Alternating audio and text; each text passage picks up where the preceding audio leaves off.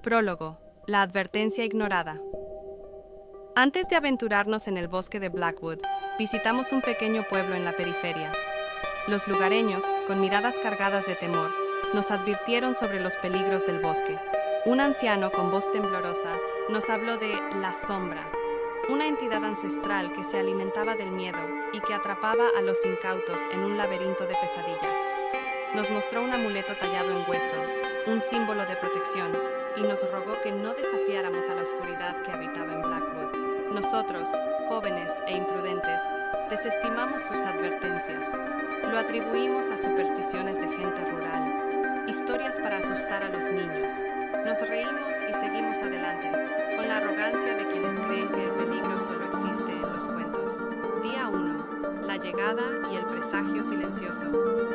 El viaje hasta el corazón del bosque fue un descenso gradual a un mundo de penumbra. Los árboles, altos y retorcidos, formaban un dosel que apenas dejaba pasar la luz del sol. El aire, denso y cargado de humedad, olía a tierra húmeda y hojas en descomposición. Armamos el campamento junto a un claro circular, un espacio aparentemente abierto, pero que se sentía como el ojo de una bestia que nos observaba.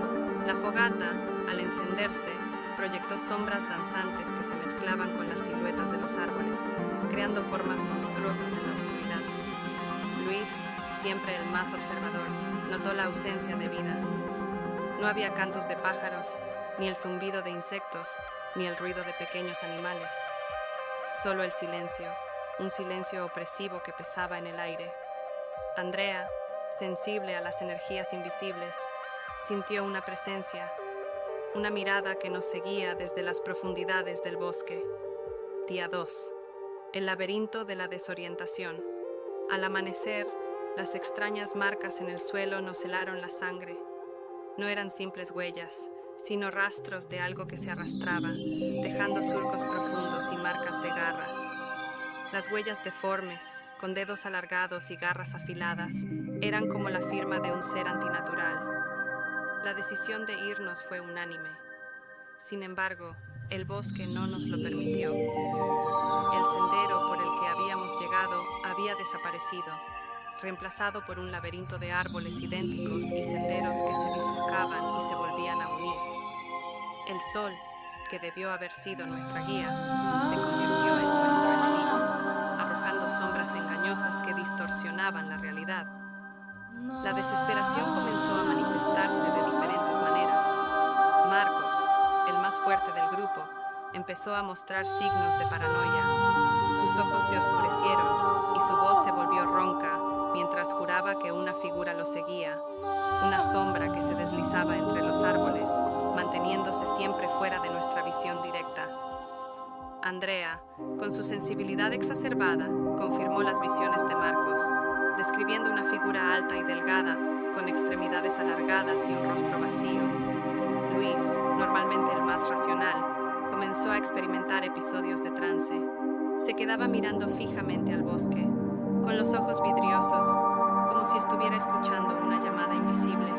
Susurros ininteligibles escapaban de sus labios, y cuando lo tocábamos, reaccionaba con sobresaltos, como si despertara de un sueño profundo. Día 3.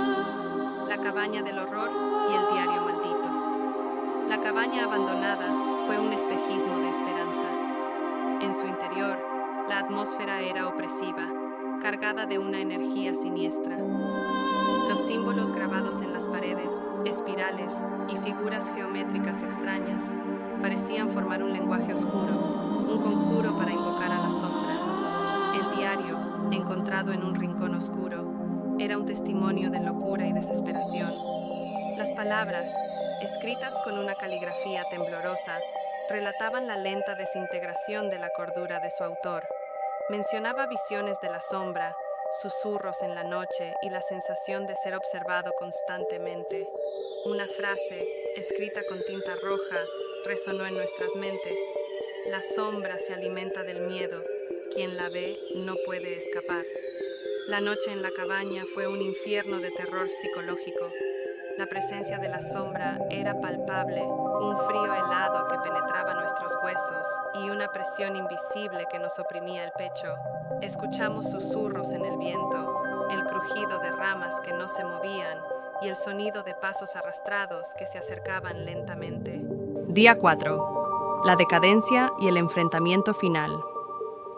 El miedo nos había debilitado, nos había convertido en presas fáciles para la sombra. La paranoia y la desconfianza se apoderaron de nosotros, y nos acusábamos mutuamente de ser el señuelo de la sombra. La unidad del grupo se desmoronaba, reemplazada por una lucha individual por la supervivencia. La decisión de enfrentar a la sombra fue un acto de desesperación, un último intento de recuperar el control. Nos armamos con palos afilados y piedras, construimos una barricada con los muebles de la cabaña y encendimos una hoguera gigantesca, desafiando a la oscuridad con la luz. Cuando la sombra apareció, su presencia era una manifestación física del terror. Su silueta, alta y delgada, se recortaba contra la oscuridad, sus ojos vacíos brillando con una luz maligna. Sus extremidades alargadas se movían con una gracia antinatural, como si no estuviera sujeta a las leyes de la física. La lucha fue desigual. La sombra, alimentada por nuestro miedo, parecía invulnerable.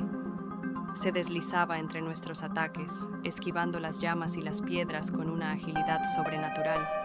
Sus susurros, ahora audibles, llenaban nuestras mentes, tejiendo pesadillas y distorsionando la realidad. Día 5. El destello y el silencio. Hubo un destello de luz, una explosión cegadora que iluminó el bosque durante un instante. Luego, un silencio absoluto, un vacío que pesaba más que cualquier sonido. La sombra había desaparecido, pero su presencia aún se sentía en el aire, como una cicatriz invisible en el tejido de la realidad. Esta historia continuará.